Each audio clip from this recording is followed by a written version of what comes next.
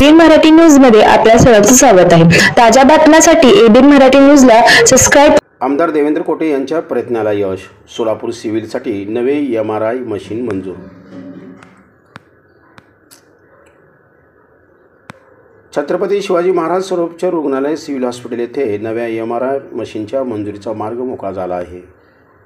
सध्या कार्यान्वित असलेले मशीन साधारण 12 वर्षे जुनी असून कालबाह्य झालेली ही मशीन वारंवार दुरुस्त करून वापरण्याचा प्रयत्न होतो। मात्र गेल्या काही दिवसापासून येथील एमआरआय मशीन बंद असल्याने सोलापूर जिल्ह्यासह शेजारील कर्नाटक व तेलंगणातील हजारो रुग्णांना मोठ्या अडचणींना सामोरे जावे लागत आहे। बाहेर खाजगी रुग्णालयात महागडे एमआरआय स्कॅन करून आणण्याशिवाय रुग्णांना पर्याय नव्हता। सोलापूर शहरमध्येचे आमदार देवेंद्र कोटे यांनी राज्यस्तरीय नियोजन समितीच्या बैठकीत या प्रश्नावर ठोस भूमिका घेत सोलापूरच्या सिव्हिलसाठी नवे एमआरआय मशीन मंजूर करून घेतले।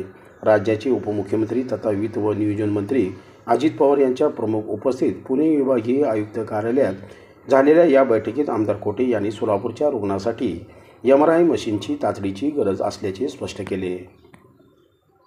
सोलापूरच्या सिव्हिलमध्ये नव्या तंत्रासह एमआरआय यंत्रणा उपलब्ध झाल्यास गोरगरीब रुग्णाला दिलासा मिळणार असल्याची बाब अधिष्ठाता डॉक्टर संजीव ठाकूर यांनीही बैठकीत मांडली।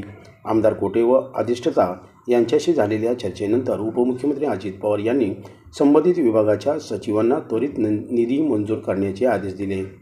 सदर बैठकीला ग्रामविकास मंत्री, सोलापूरचे पालकमंत्री जयकुमार गोरे, जिल्हाधिकारी कुमार आशीर्वाद, महापालिका आयुक्त शीतल तेली उगले यांच्यासह समितीचे अन्य सदस्य आणि विविध विभागांचे वरिष्ठ अधिकारी उपस्थित होते। सोलापुरातील आरोग्य सुविधासाठी ही मोठी उपलब्धी मानली जात आहे। नवीन एमआरआय मशीन लवकरच कार्यान्वित होणार असून त्यामुळे गरीब आणि गरजू रुग्णांना मोठा दिलासा मिळणार आहे।